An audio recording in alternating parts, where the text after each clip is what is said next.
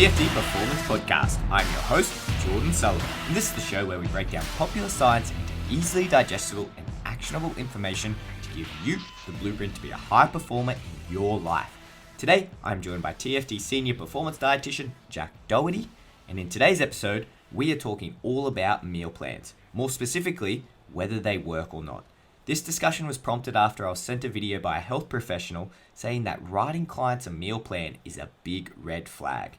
Jack and I are going to discuss why meal plans can be terrible, why education is so important, how meal plans can be used effectively, and how intuitive eating and calorie counting are really just two sides of the same coin. Let's get to it. All right, we are live for another episode of the TFD Performance Podcast. Today, I'm joined again by TFD Senior Performance Dietitian Jack Doherty. Jack, how you feeling? I'm good, a bit tired after the big Perth trip, but I'm very good today. Yeah, Jack and I just spent the last couple of days meandering around Perth. We had a few business meetings out there. Very, very productive, though. Very, very cool to see. We won't go into too much details of it, but it's cool to see like a lot of different weight category sports opening up and wanting professionals to come in and talk to their athletes. And it's not just combat sports. Like we went over there and spoke to a couple of different sports about what we've learned with our experiences with combat sports and, you know, what we can recommend to their athletes to make their experiences with making weight a lot healthier. It was really, really cool to see.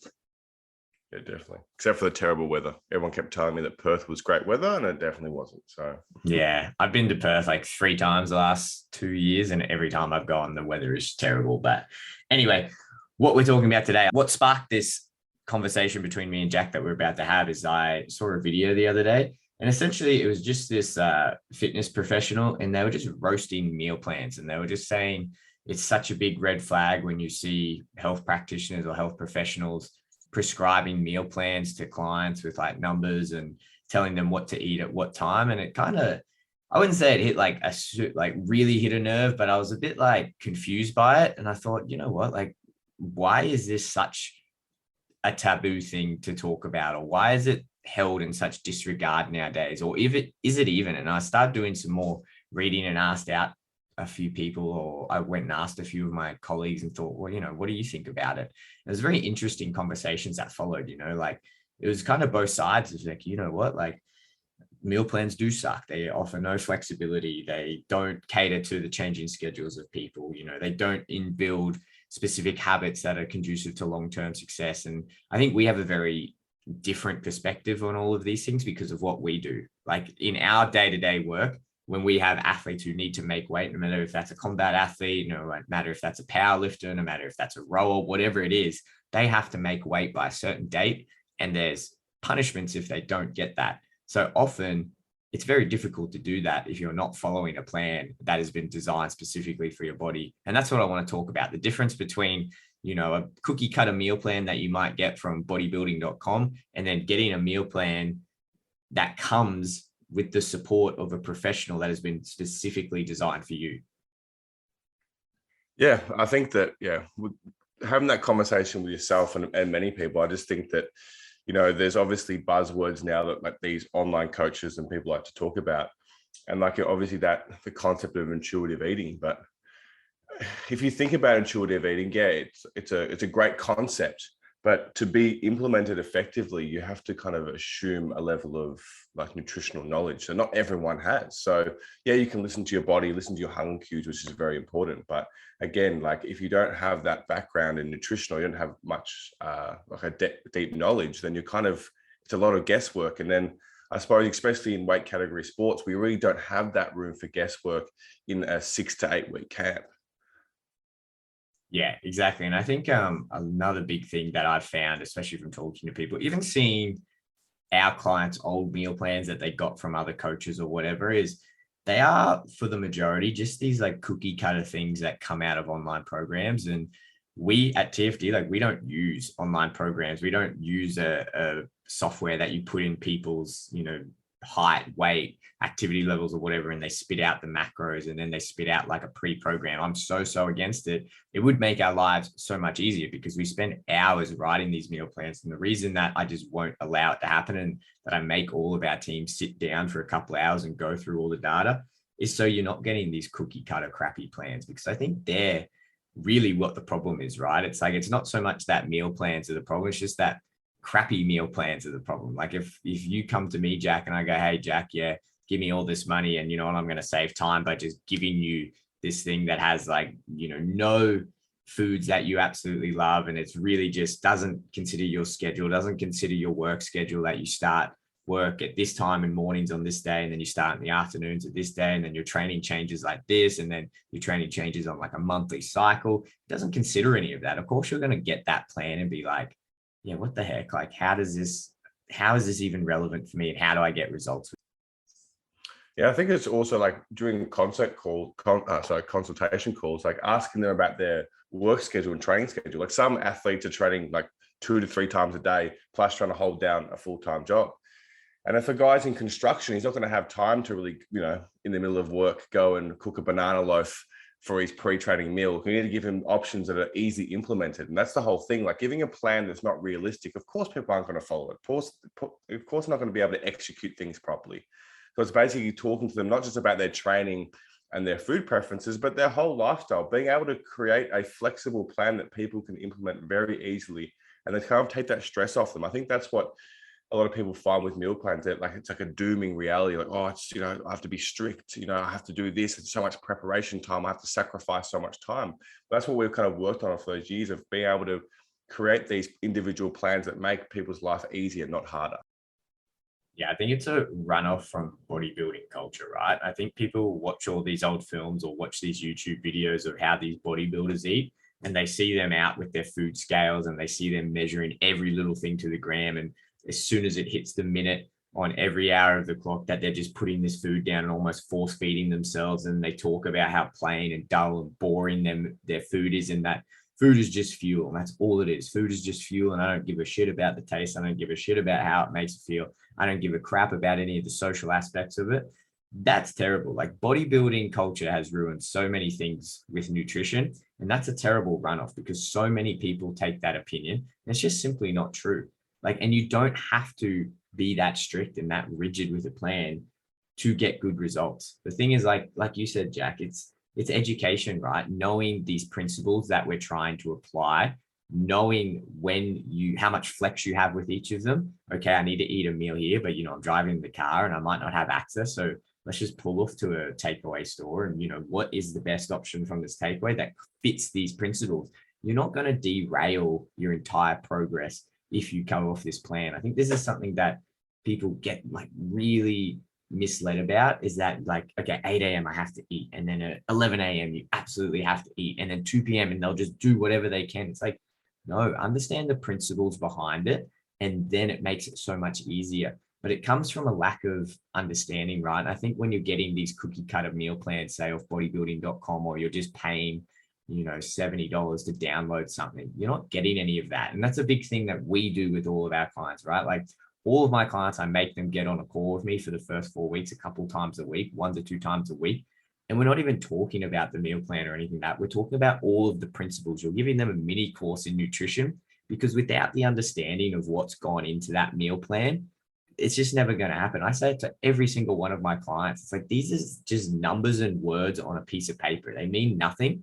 They mean absolutely nothing if you don't understand what all of them mean. And once you understand the principles that have gone behind it, it kind of lifts that veil of stress and pressure of like, oh my God, I have to follow this absolutely to a T. It's like, man, I just calculated this based on my knowledge and experience, but I could be completely wrong. And I need you to work with me so we can figure out what is right, what is wrong. How does this all work with your body? How does it work with your schedule? How does it work with your training? And then we're going to adjust on the fly and make it happen. But we can only do that when you've got this base level of nutrition knowledge.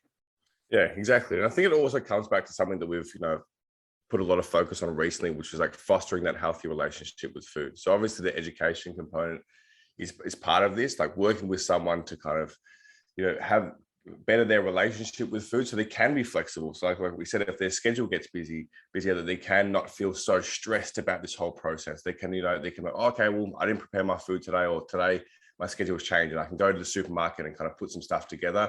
I'm not going to feel guilty about it. That's completely fine. I've got that knowledge now. I've got that healthy relationship with food. I can be flexible. I think that's with the meal plans also. Like always, in part of the questionnaire we send out is like, what's your favorite foods? That's one of the main parts that I look at when I'm creating a plan. Like, what's your favorite foods? Like people like, I don't know, obviously the big ones, Biscoff now.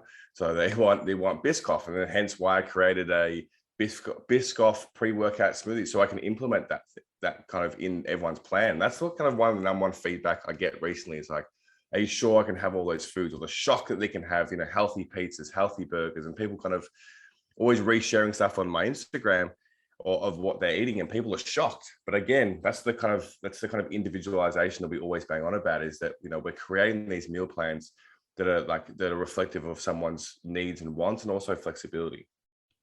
Yeah, exactly right. It's this misinformation, this miseducation that's out there that, again, like you have to eat like a bodybuilder. Like, I don't want to be throwing these guys under the bus, because I do respect them. I respect it as a sport and what they do in the discipline and whatever. But that's for such a small subset of the population, like such a tiny percentage of people. And I'm sure if there's people listening, bodybuilders and physique athletes, and I don't want to offend anyone saying this, but they're a bit mental, right? Like there's a lot of things that go on upstairs that probably drive that behavior before you even get into like why they got in this sport. But what I'm trying to get at is that you don't need to be this strict, and you can include all of these foods on a meal plan. The meal plan itself is not so much the important thing. It's just a tool for education. But to get someone to a point where they can enjoy, Biscoff lattes, and they can make homemade burgers, and they can make pizzas and not feel terrible about themselves and make themselves feel guilt-free, is they have to have a certain level of nutrition education. That's why they're coming to us. That's why they're coming to us, to get this knowledge and to improve their relationship with food, improve their training, improve their recovery, improve their performance. To do all of that, you have to lay a foundation of knowledge with them. They don't have to go get a Bachelor of Science in nutrition or a master's level. They don't need that much detail, but they do need to understand what they're doing. If you want compliance with these guys, if you want these guys to truly get something out of your service, you need to give them this education. I think that's what's lacking so much, or people get so caught up in things that don't matter and these little minute details of what a meal plan is, and it just doesn't matter. And that's like the biggest thing you need to rectify, the biggest problem you need to sort out with clients straight off the bat, is let them know, like, these are just numbers and words on a page. It's the principles that we need to get down pat. And once you understand these principles, let the principles inform your habits. Let the principles inform your decision making. Let the principles decide what food choices you're going to make, and it makes their life so much easier. Yeah, it goes back to also that all or nothing mentality. Like in today's society, you see all those reels and stuff about be harder, be disciplined, and all these kind of that mentality of like all or nothing. That's why people find meal plans so daunting, because they feel like once they enter this meal plan, or once they start a meal plan, they have to be absolutely perfect. That like perfectionist mentality that's found with everyone. Like, Elon Musk works 36 hours a day, which is not possible, but he does anyway. That unrealistic mentality that to succeed or to be the best you possibly be, you have to be perfect all the time, all or nothing. And that's the kind of thing what we're talking about. Like that, in terms of a meal plan, if it's flexible, if it has those foods that you enjoy, and that if you that non-guilt mentality, if you muck up, if you stuff up, it's okay. That's something that you can implement just throughout the whole year. It's not these dieting phase or a meal plan phase. It's that stuff that you can have all year round. Just like you said, it's a foundations. You're instilling foundations that are lifelong, year-long, and will be what is the key to success, not this perfectionist mentality that people kind of have at the moment. Yeah, I think that's such a good point, because just recently I took on a client, and they sent me their previous meal plan from their health professional, and it was like all the meal plan was it was like breakfast, lunch, dinner, and then on the side was snacks. And at each one, they just said, make sure you on your plate you have 1 serving of protein, or 1 good protein source, 2 starchy carbohydrates, pack half your plate with vegetables, and have a tablespoon of sauce, or whatever it is. And don't get me wrong, like I get that, and I do appreciate that at some points something like that can work. But for someone who has no nutrition knowledge or no background in that, that's really hard to follow. Like that's really difficult to follow. If you don't know what starchy vegetables are or starchy carbohydrates are, how are you picking 2 at every main meal? If you don't know what good lean proteins are? How are you picking them at every meal? If you don't know these things, how are you going to make so that type of meal plan from the get-go is destined to fail, and it's destined to put all these terrible mindsets and habits in place with someone. That type of meal plan just never, ever, ever work. I know a few of my guys will just go out and buy the biggest plate they could possibly find because of the concept is still there. Half your plate full of carbs, or buy the biggest plate they can get. And I think this comes back to like a good point about calorie counting and macros. And I think we'll be the first one to say, I don't believe it's necessary. I don't think you need to obsessively count calories, know every single one of your macros. Like, we don't give our clients calories and macros to count.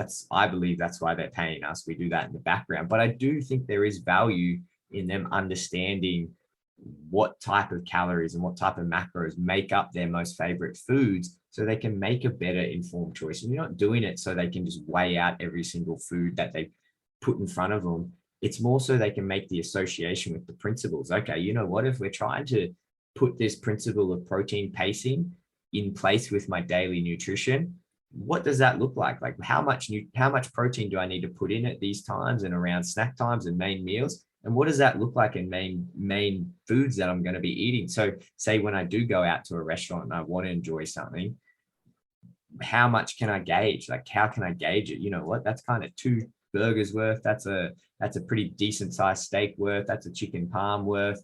You need to understand that these numbers have a place. They have a place in educating people at the start. You by no means want to say to them, you need to be strictly counting calories and strictly counting macros for the rest of your life. That's so stupid and so not what you want to do. But they absolutely have a place so that they can reinforce the principles that we're trying to teach these guys. Yeah, exactly. That's why, like, you know, we have the conversation with your clients all the time. Like, they've gone to work, they've forgotten their snack. And I'll just say, like, listen, just go to the supermarket and kind of just, you know, obviously we want to like hit protein, fats, and carbs for this snack, for instance. And then kind of give them the tools for them to be able to make those decisions and make those decisions with food that they enjoy. So, I might get a yogurt, some pikelets, and a bit of peanut butter. Like, oh, perfect. Now you know the principles. Now you can kind of have that flexibility. And that just takes a whole level of stress off people. They know that, you know, if they're not perfect or they didn't prepare on that day, that they can be flexible and still reach their goals and still follow the plan as best as possible. So that's, I think, there's the most important thing, is that when people get the foundations, the meal plan is just a simple guide for them to kind of understand what they're needing on a day-to-day basis.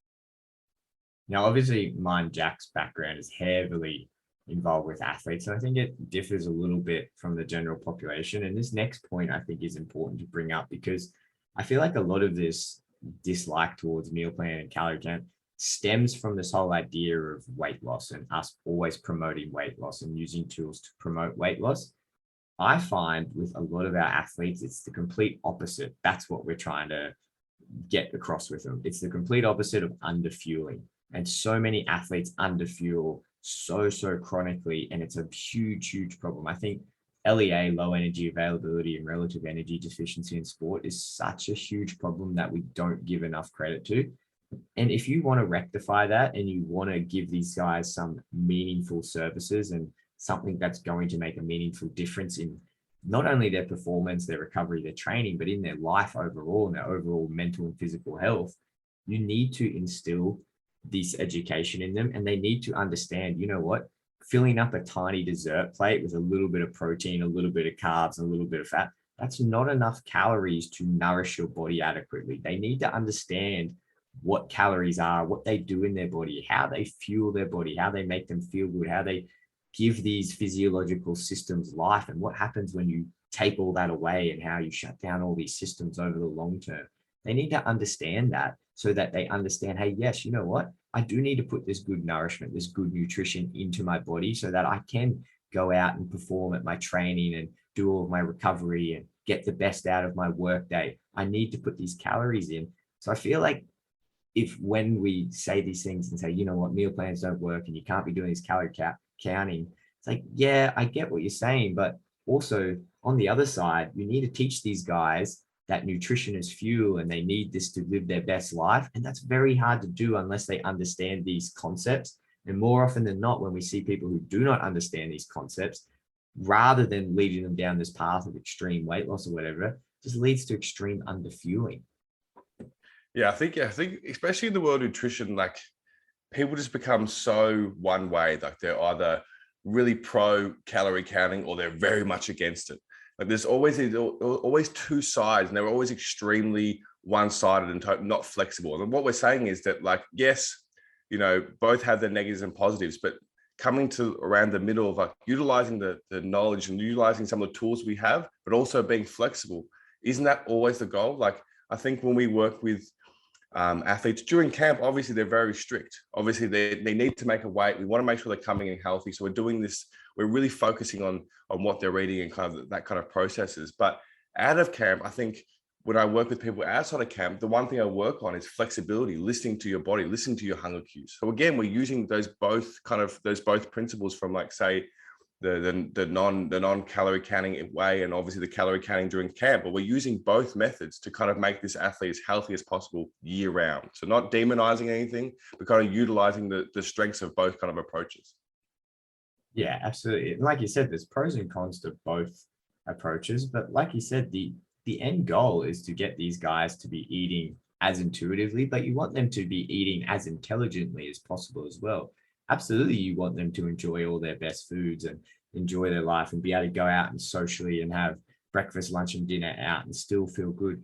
I think the fact of the matter is that there's a huge difference, especially if you're an athlete. And if you do eat a certain way, I'm not saying like you're eating bad foods like donuts or whatever and like are bad. If you like that food and you enjoy it, absolutely go eat it. But if there's certain habits where you eat certain foods to an excessive amount, it will have an effect on your body where you feel a certain way, and it won't be as conducive to your best performance, best recovery, or best energy levels. I think it's very hard to fix that if you don't have the education. And if you're constantly promoting this, always just go be intuitive, it can be problematic in that sense. Because at the end of the day, you want to get an athlete that feels great, that is able to go out and eat socially, that has a good, healthy relationship with food. We keep saying this, but to do that, they need to have this foundation, fundamental knowledge to make better choices so that they can go train really well and they can recover really well and have good energy throughout the day. Because we know when you get someone in that state and they do feel really great, it permeates into all other areas of their life. And a lot of that starts with having good nutrition. And I think we just need to dispel this myth that good nutrition is just that old bodybuilding way of eating every gram that's on your meal plan by the clock and eating chicken, rice, and vegetables. Absolutely not. You can have great nutrition enjoying all different types of foods. You don't have to eat it exactly to the minute, but having overall good habits and making overall good choices throughout your day will make you feel like an entirely different person. Yeah, 100%. I think that the two biggest things that kind of I always speak about is obviously just like, probably the main thing is just flexibility, and then obviously understand the principles that we teach our guys. Those two things, if you get those two right, the longevity in your sport, the longevity of your health will just be seen. I think there's obviously a lot of people these days, like this kind of intuitive kind of concepts and stuff like that. So I'm really healthy, but unless we know, like, we're science-based, unless we can see some certain facts, you can't just say certain things. We need to understand the facts as well. So we can't just dispel all the science we know, all the facts we know, just because it suits a certain narrative these days. I think we need to balance the science, what we know, the foundations, what we know, but also this concept of listening to our bodies and being flexible. Yeah, absolutely. I think the last thing before we finish off, and I want to say, is that one of the best examples I've found over the years is working with endurance athletes with this. Because when it comes to endurance competition or any training that's sustained for a long period of time, what we know in terms of the science is that, unlike many other things in biology and nutrition, where we usually work on, say, like a grams per kilogram basis. So like, Jack, you weigh X amount of kilos. So your individual carbohydrate, protein, or fat needs will be X, Y, and Z based on the size of your human body, right? When it comes to sustained training in endurance, it doesn't seem to be like that. It seems that there are set rates that, the human body per hour can take up anywhere between 30, 60, 90, or top end at 120 grams per carbohydrates per hour. So I think it's a really interesting thing with these guys, because with the total amount of calories and workload that they're burning during training, obviously outside in camp, they just need to be getting so much good nutrition, so much good fuel. A lot of the time, what that looks like is eating all these foods that people will, quote unquote say are bad, but you need to get that to fuel that person and give them good nutrition to allow them to get through that training. And endurance athletes, all the ones I work with, it's all, we promote that. We go outside, have that flexibility, because you're burning so many calories. You need to get all this good fuel in just to keep your physiological functions going, to keep everything good. But when it comes to that training, and anyone that has done like long distance endurance stuff, you will appreciate how important it is getting that nutrition right. Me and Loz always talk about it on the endurance series, like for triathlons, nutrition is the fourth discipline in a triathlon. It really is, because the difference between getting your nutrition right and wrong is absolute night and day. And you see that when you're out there in races and in events when people bonk. And a lot of that has to do with they just didn't fuel their body properly. And then it always comes back, and I love using this as an example. Why did that person bonk? Is because they just didn't have the baseline fundamental nutrition knowledge. Elite level endurance athletes, yes, they've got a plan. They calculate how many like grams of carbohydrates and calories they need per hour. But that came off the back of years of trial and error, and being very, very specific. Okay, I'm trialing 30 grams of carbohydrates per hour. What does that look like? I'm trialing 60 grams. And then over time, as they get more comfortable with it, you don't have to think about it, because you've made it a habit. You know what foods are 60 grams worth of carbohydrates. You know what food you need to eat to get 90 grams of carbohydrates per hour. So even though they can follow this extremely cool, flexible diet and still get all of their good nutrients and get all of the nutrition they need to fuel their body, they still have to follow this fairly rigid plan when it comes to their training. That all started by getting this foundation nutrition knowledge and understanding, okay, I need to hit these numbers. This is what it looks like in these foods. But you know what? Over time, I don't need to do that anymore, because I understand what I'm trying to do. I understand the principles, and I feel so much better for doing so. All right, let's finish this off here. So any final remarks, Jack, that you would say if people come up and they want to talk to you and say, you know what, I don't really want to follow a meal plan, it sucks, what would you say? I'll say that's completely fair enough. You don't have to follow a meal plan, but just work with someone, ourselves or other practitioners. They're going to teach you the principles of nutrition, teach you the techniques to be able to, to fuel your body, to understand your nutrition needs for yourself. That's what I mean. Like, I think that, if you're going to work with someone who's going to help you, educate you through this process. Because I feel like, as we always talk about, education for yourself and understanding these kind of foundations is going to lead for you to be a healthier, happy person in general. Yeah, I would completely agree with that. I would say that meal plans can absolutely suck. They absolutely can suck, but they also can be a very effective tool to help teach people these foundational principles and increase their nutrition literacy, which will ultimately lead them to making better nutrition choices. And I think when we say better nutrition choices, again, we're not saying better means eating just chicken, vegetables, rice. Better just means understanding how that flexibility works in with your schedule, your individual body, with your training, your recovery, whatever it is. You just need that baseline level of nutrition knowledge to be able to make those better choices. And I think meal plans, they can suck, but they can also be really, really effective if used properly. Yeah, I think, some people have in the past using like bodybuilder or cookie cutter programs, and they've hated it.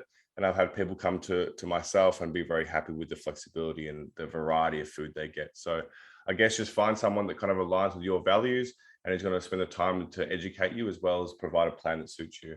That's my advice.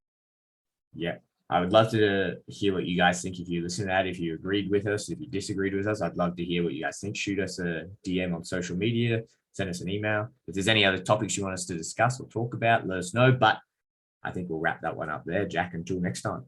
Until next time. See you later.